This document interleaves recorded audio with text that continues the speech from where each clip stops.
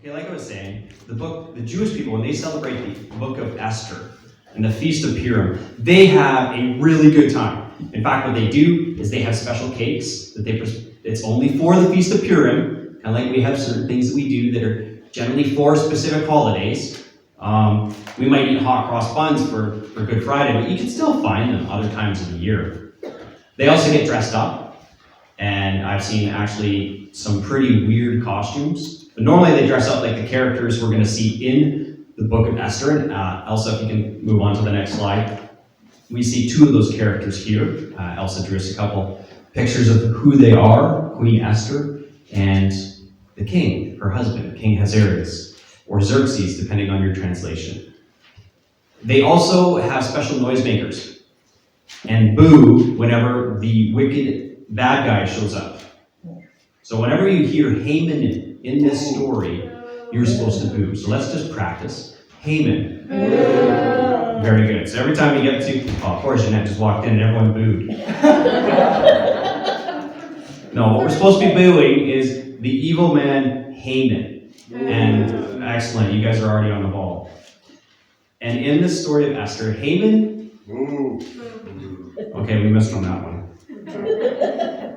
This man is a descendant of King Agag. Well, who's King Agag? Well, on Thursday nights, we found out King Agag is the leader of a group of people that God was sent King Saul to judge. And the judgment was because these people had hundreds of years to repent, and they never did. They kept getting worse. So Saul was sent to wipe them out, but left Agag alive. And I guess some of his descendants escaped.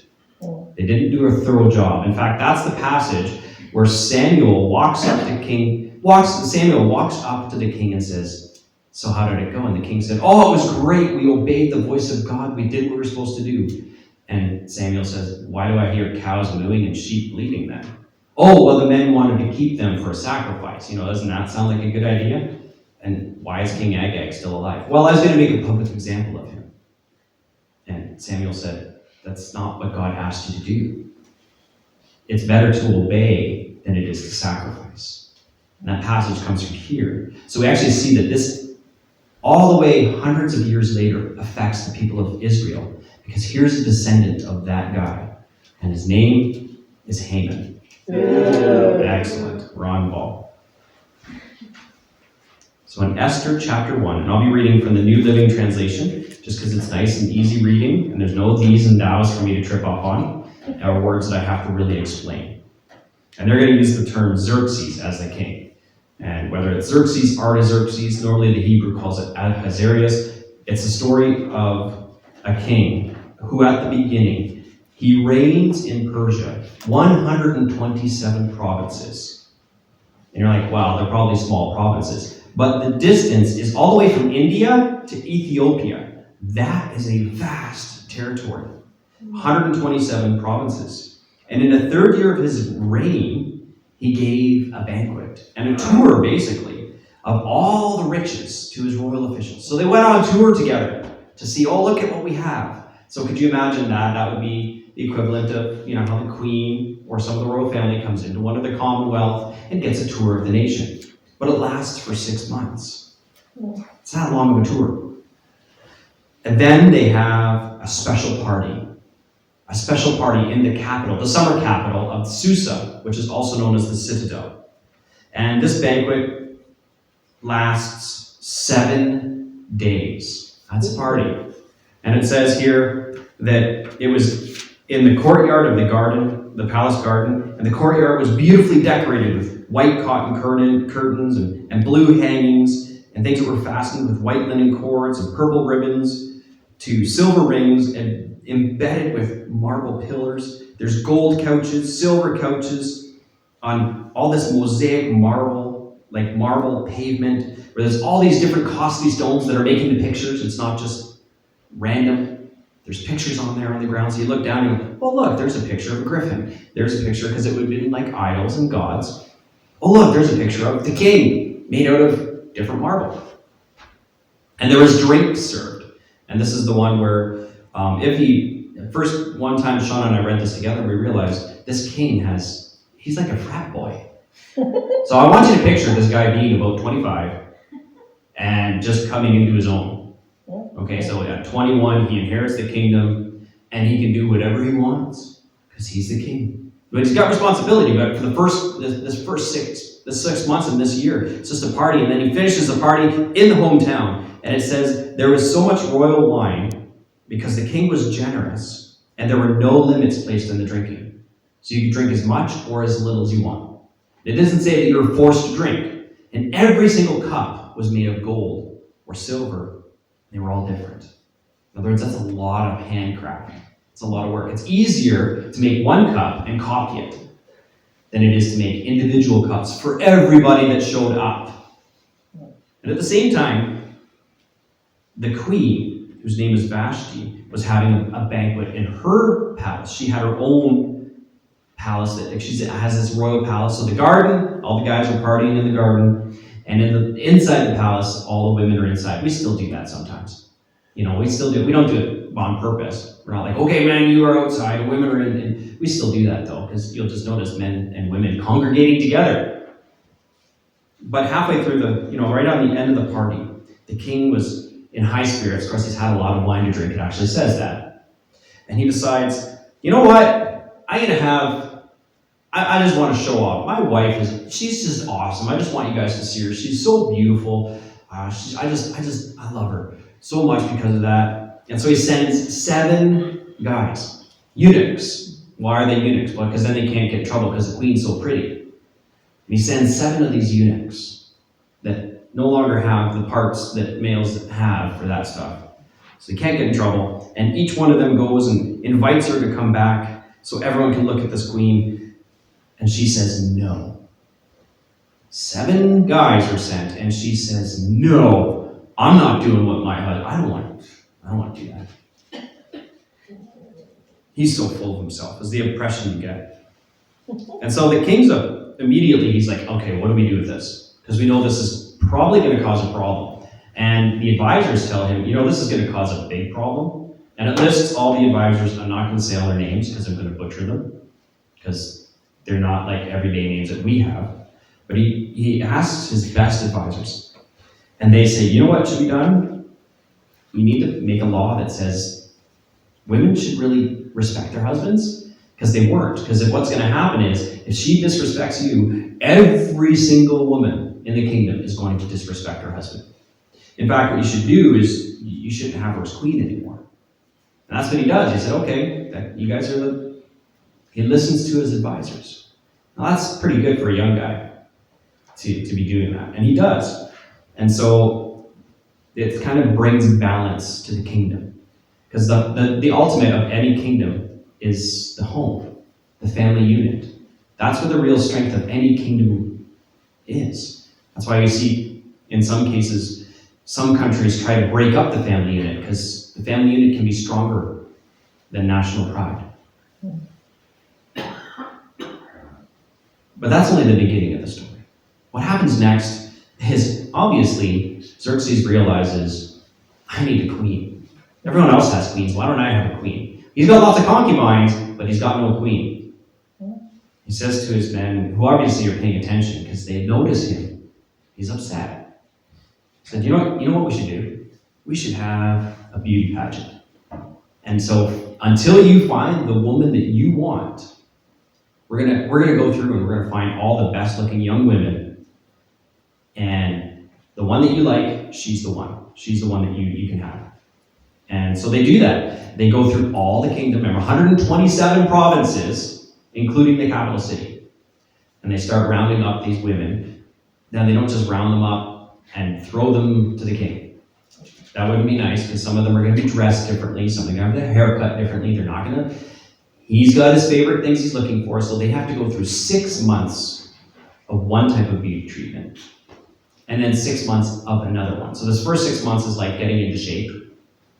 It's got like, it mentions being massaged with all different kinds of oils and things. And I'm thinking, that's probably like the one nowadays where it's like, okay, you gotta go to the gym, girls. You gotta tone up. And then the next 6 months is all about, okay, now you gotta learn how to gussy up.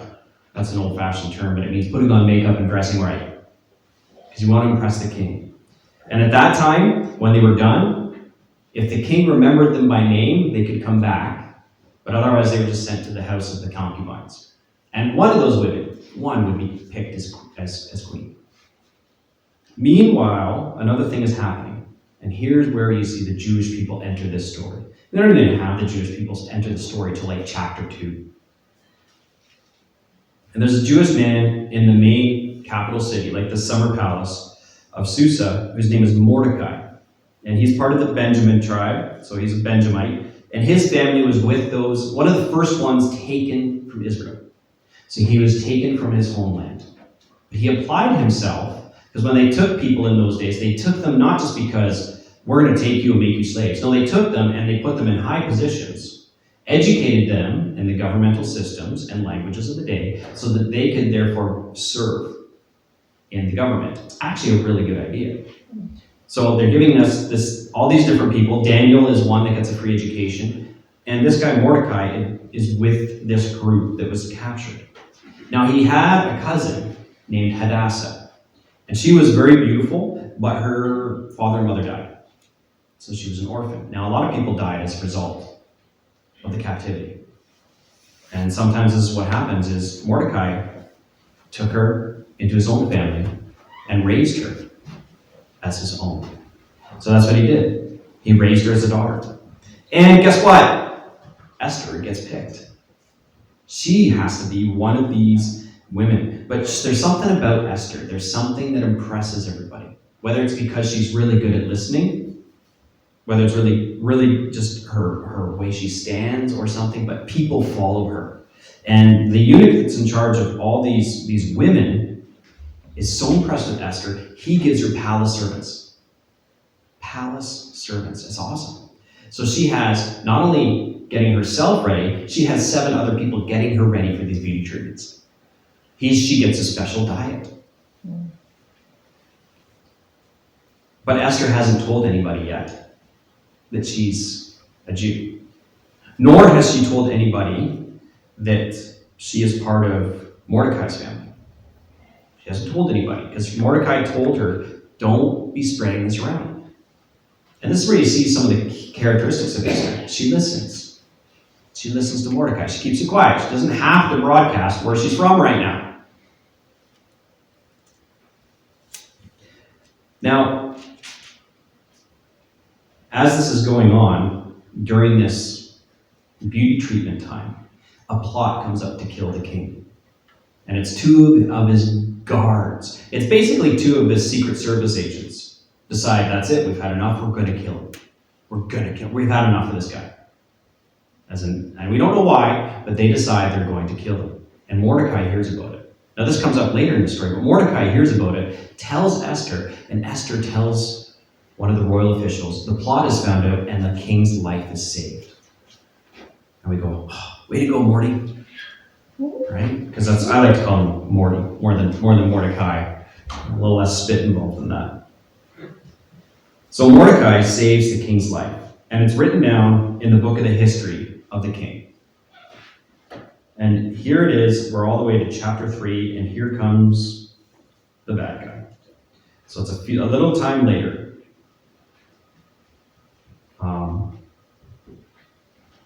I forgot to share one thing. By the way, Esther becomes queen.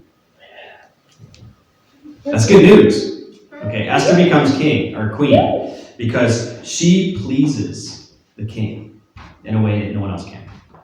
And I don't know why, but she's the one. A little while later, after she becomes queen, Haman is promoted. In fact, King Xerxes promotes Haman to prime minister. So you have this guy here.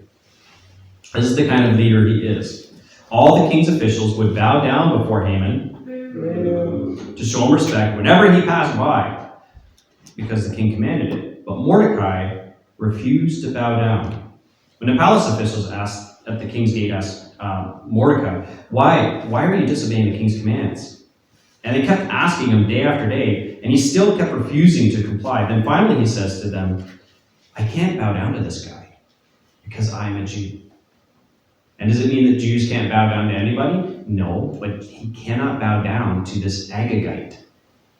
This person who tried to constantly, they were the enemies of God.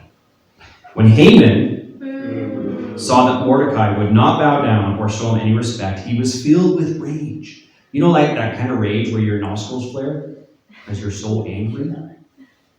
You start shaking. You start shaking and you start muttering all the time. Oh, there's Mordecai.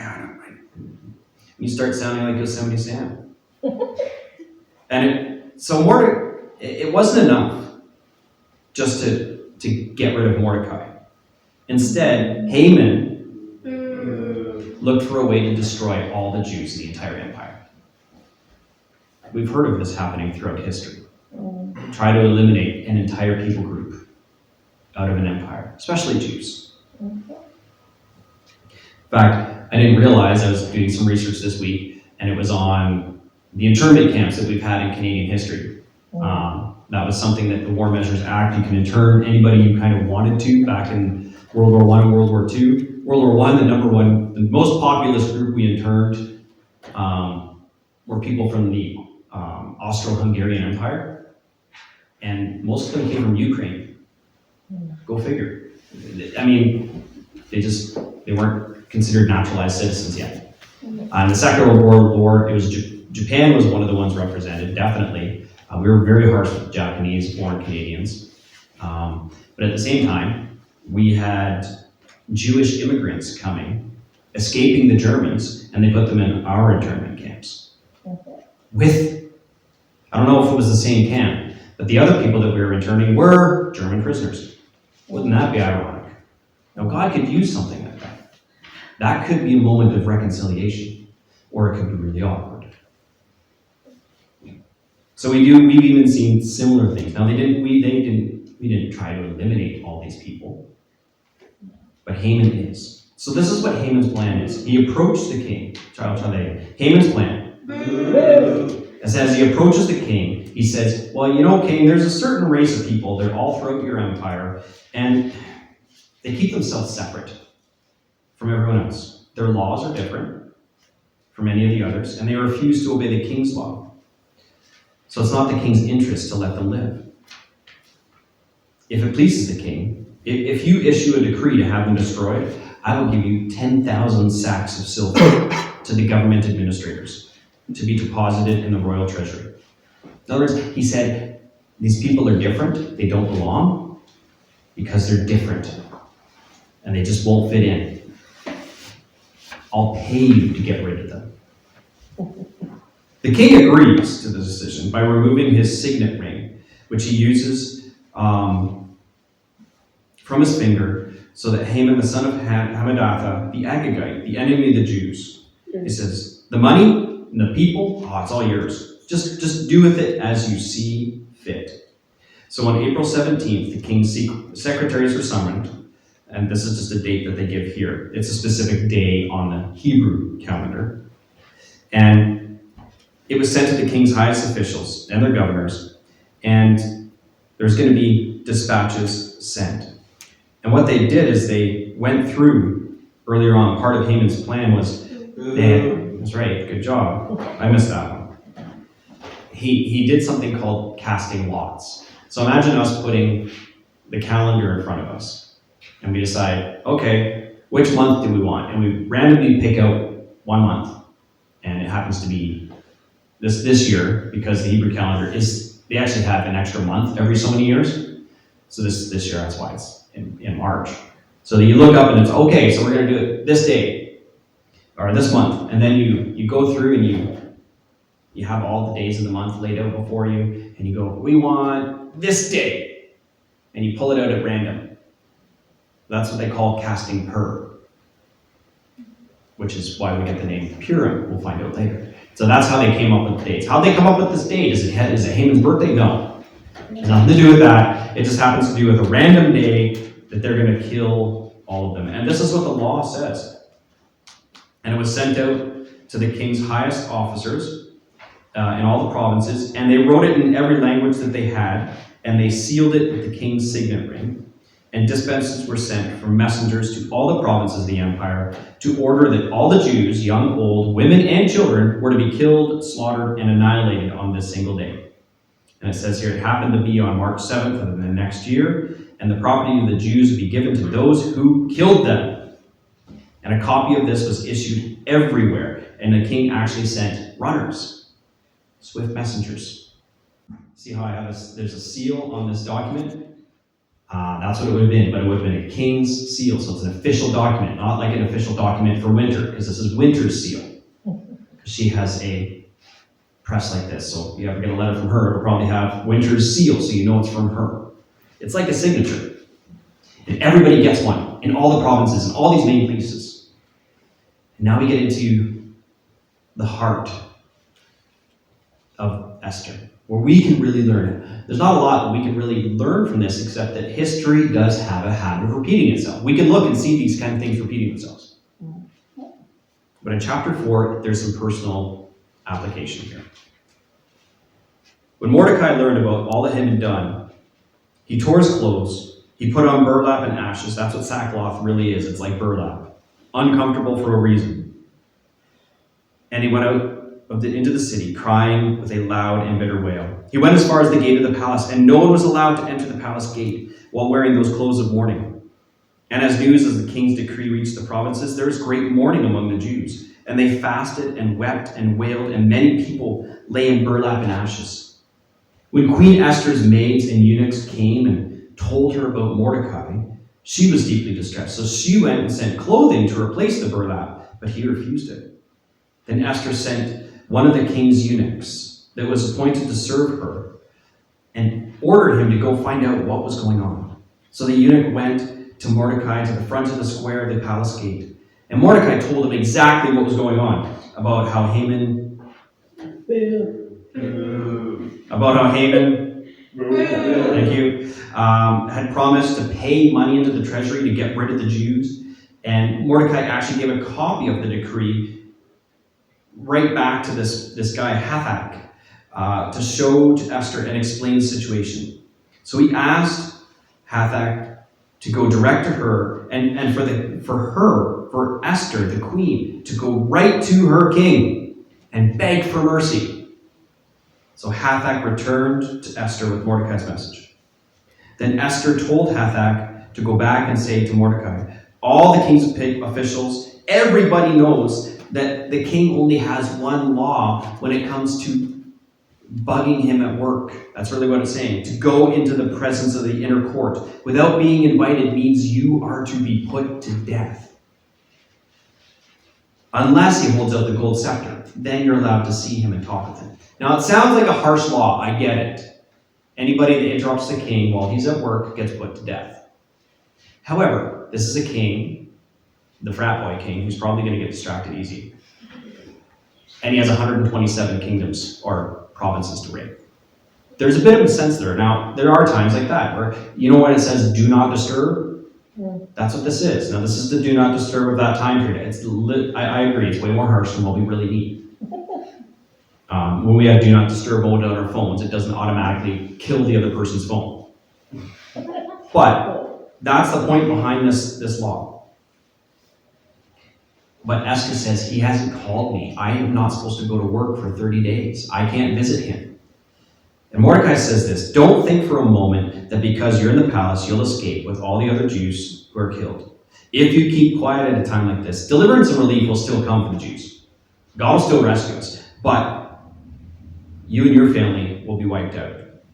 And who knows if perhaps you were made queen for just a time as this. Esther sent this reply, go and gather together all the Jews of Susa, the summer palace, and don't eat or drink for 3 days. My maids and I will do the same thing. And then, though it's against the law, I will go see the king. And if I must die, I must die. So everybody did exactly the same. So they went praying. Interesting where it says it's against the law. And she still does it. It doesn't match. There's a lot of people we've had this debate for the past 2 years about how closely do we have to follow the law or not. And when it is to rescue people's lives, when it is to do good. I really believe the Bible says when you are doing good and the law tells you not to do good, you need to pay attention to what God's telling you. You need to be ready to stand up for what is right.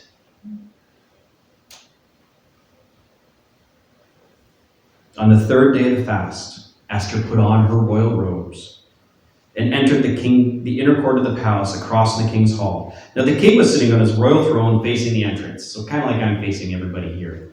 And he looked out, and there she was, dressed in her robes. And she was at the entrance. And when he saw her, he grabbed the golden scepter. He's like, Esther, come here. Doesn't really say that that's what she said, but that's the idea, right? He's excited to see her. And he says, what do you want, Esther? What is your request? I'll give you anything, even up to half my kingdom. She could have right then and there exposed everything, but she doesn't. She knows her king. She says, you know what? I want to invite you to a wine tasting tonight, to a banquet. You and Haman.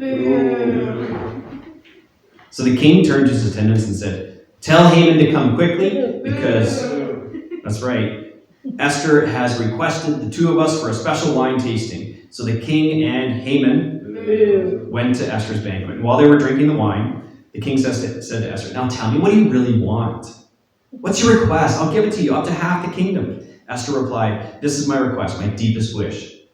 If I found favor with the king, if you really mean that, come tomorrow and bring Haman with you. Then I'll explain what this is all about. Well, Haman was a happy man. Of course, he was just drinking, so that can explain it. But at the same time, Mordecai was sitting in the palace gate, not standing up or trembling before him. Haman became furious at Mordecai, but he restrained himself and went home. Then Haman gathered together his friends. Missed that one completely, everyone. Then Haman gathered his friends and Zeresh. I hope you guys are doing this outside too. And if you're not, from the rest of the story, can you guys just honk whenever you hear Haman? Can you honk if you hear me now? There you go. So then Haman, there's a honk from outside. Excellent. Gathered together his friends and his wife Zeresh, and they boasted. He starts bragging about himself. Pardon me, he starts bragging about himself to his family. He's like, oh, look how rich I am. Look how many kids I have. I'm the best. In fact, I am so good. I'm the only one besides the king that was invited to this special banquet. I got invited a second time. I'm the best. But you know what? All that means nothing to me because that frustrating little Jewish guy, Mordecai, never bows to me. I hate him. And his family says, well, why don't you just have a gallows made for him? Make it like 75 feet tall and hang him on it tomorrow morning. It's like, oh, yes. And by the way, a gallows in this case is not a gallows. It's a giant pole in the ground with a sharp point. He's going to impale Mordecai 75 feet in the air. That's his family's plan. But that night, the king had trouble sleeping. So he ordered an attendant. Maybe for him it was daylight savings time. The king said, you know what, I'm having trouble sleeping, so why don't you just tell me all about myself? Read some of the stories from the book of my reign. Apparently he had a little bit of an issue too, where he was kind of full of himself. But then the story was told to him about how Mordecai had exposed the plot of those two guys that guarded the door and saved his lives. The king sits up and says, what did we ever do for Mordecai? Did we ever recognize this guy? And everyone said, no, nothing's been done for him. Then he hears footsteps. He goes, oh, I wonder who that is in the court. And it turned out it was Haman. Now Haman had come there because he was going to ask to have Mordecai killed. He's got lots of influence. He can twist him. He's the king's advisor. He can twist things wherever which way he goes. That's all he's ever done, is twisted to get his own way. So the attendant said to the king, well, it's Haman that's in the court. I'll bring him in. So he came in. The king asked him, what should I do to honor a man who pleases the king? And Haman says, well, obviously he wants to honor me, so what would I like? Puts his hands together and goes, well, how about you put a robe on the guy that you've already worn yourself, so they can look like the king. And then why don't you have them ride on a horse that you've ridden on. So again, they look just like you.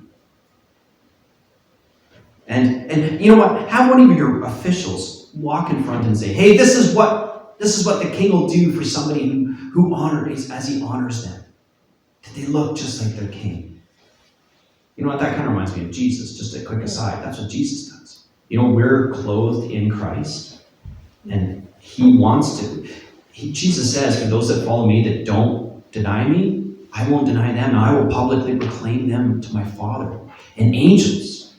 But for those who deny me, I'll deny him.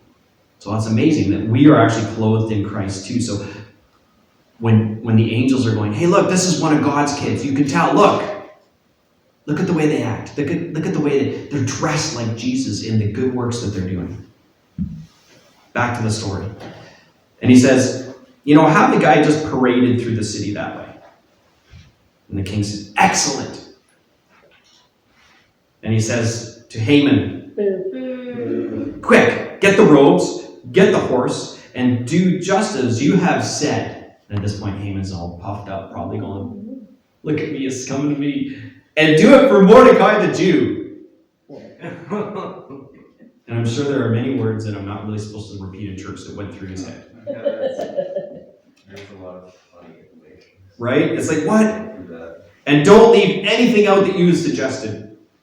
And Haman did exactly what he said. He put the robes on Mordecai. He put him on the king's horse. He led him through the city. He said, this is what the king does for someone who wishes to honor. He does the job right. But afterward, Mordecai returns to the palace. Remember, Mordecai was dressed in sackcloth and ashes. He's dressed in less than work clothes. He's dressed in his comfortable, I only wear these at home kind of clothes.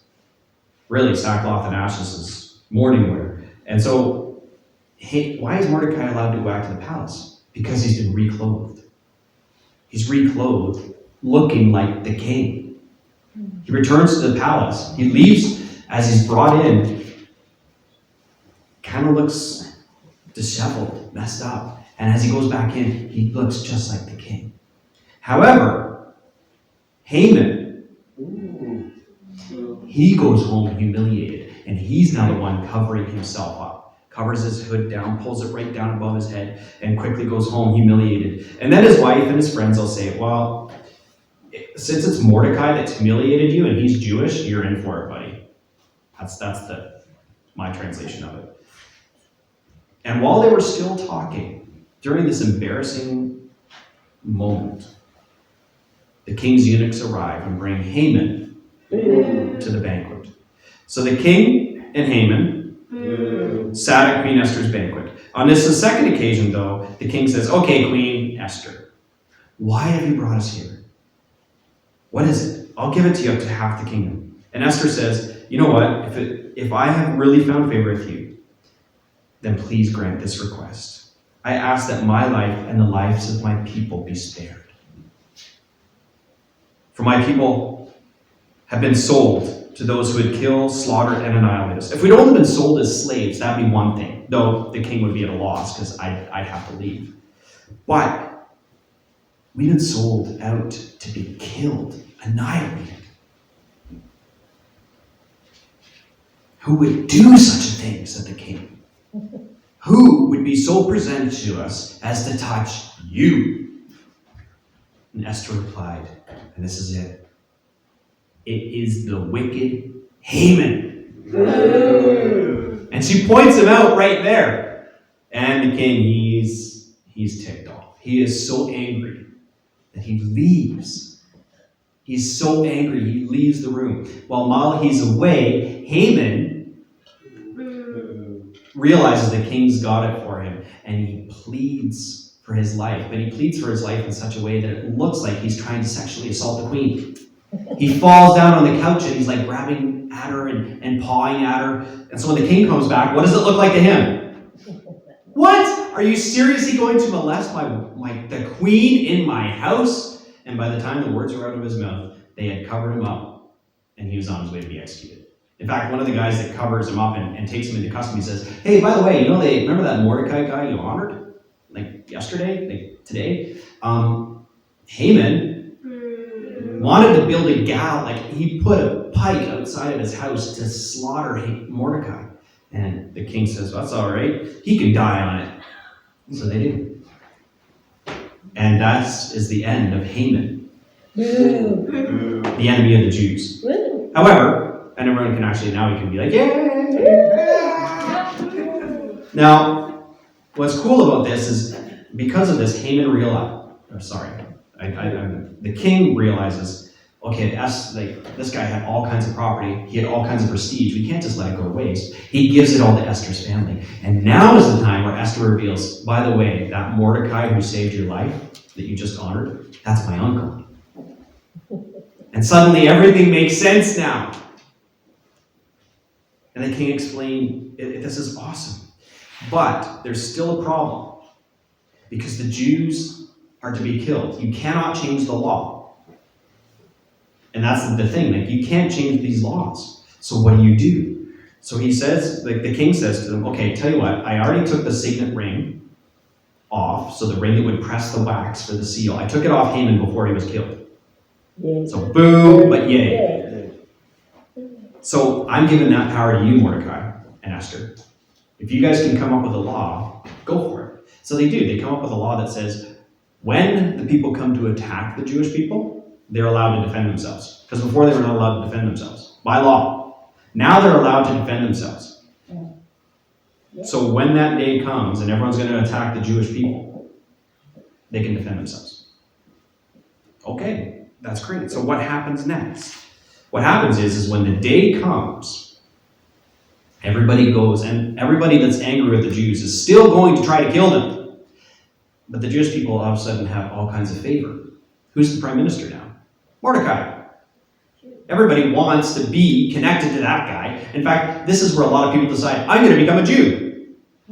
And they're probably some of the people that return to Israel, because later on, not everybody that returns to Israel can actually prove that they're Israelites. There's some that are like, I can't actually prove that my family was taken from there.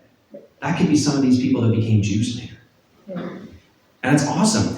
And what ends up happening is all kinds of people go to attack the Jews, and the Jews fight back and win big time. None of their enemies succeed. But the Jewish people don't touch the plunder. They don't. Just like, which is opposite of what Saul had done with the original story with King Agag and his people. It was stealing the plunder that was the problem. What are you stealing from the other guys? So you're probably stealing idols. Things that are not good. So they didn't bother. And in the capital city, 500 people were killed because they attacked the Jews. However, in the city, they decided to come back the next day, and 300 more people were killed. And then they made it into a celebration. So Mordecai recorded all these events and sent out letters to Jews near and far throughout all this entire kingdom that they would celebrate this annually on these 2 days. He told them that to celebrate with feasting and gladness, give gifts to one another, give presents to the poor. It almost sounds like Christmas, doesn't it? Because this is all things that we do. And the Jews gained relief from their enemies, and their sorrow, because there was great sorrow, was turned into gladness. And the Jews accepted Mordecai's proposal. And so now we still celebrate the feast of Purim, even to this day. What happens later? Mordecai ends up becoming higher, and chapter 10 tells us that he becomes high in the kingdom. It's not an enduring kingdom. Xerxes' kingdom doesn't last that long, 20 or 30 years. And then later on you have other guys. He's not the one that returns the Jews back to Israel. He's not a great king. But God did a great thing. And it's interesting, one thing about the book of Esther, you never actually see God personally at work. And yet you can see him working behind the scenes the whole time. And that can be true of our lives. We think sometimes that, God, where are you? I want to see you do something right now. But he's behind the scenes the whole time. When you go out and reach out to him, The pivotal moment when everything changes is not the moment when they cover Haman, when they cover his head and send him to be executed. The moment everything changed was when Mordecai said, Esther, who knows if you have been made queen for such a time as this? And Esther says, okay, everybody pray, and I will go, even though it's against the law, and I will stand up for what is right, and I will talk to the king. If I perish, I perish. She gave her life completely into God's care for the protection of her people. That's the key moment. That's when everything shifts. It's actually a moment about faith. The whole book of Esther is about faith. Sometimes something has already changed when we start praying. When we start praying, things change. But we don't necessarily see it right away. Because we've asked God. We go, God, we know this is in your word. We are asking for this. We are asking you for change. We are asking you, one of the best prayers that Jesus said is pray for the laborers that are going out into the harvest. Pray for the people that are sharing Jesus. The Apostle Paul adds to that. He says, why do you pray for me that I can share what the Word of God, what the good news of Jesus is, clearly so it can be understood. And when we say that kind of prayer, guess what God can do for all of us? The same thing. Above our exit door, it says, you are now entering your mission field. So when we pray, prayers like this, we say, Lord, can you help your people to know you and to explain you to others? You know he's already working on that. And you might not even necessarily even know that you're impacting people.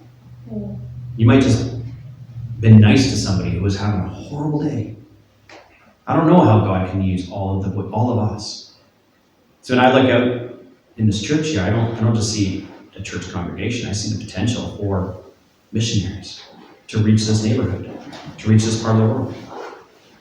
So I want to close with this prayer, because this one showed us what God could do, how he rescued a people through prayer and the obedience of a few.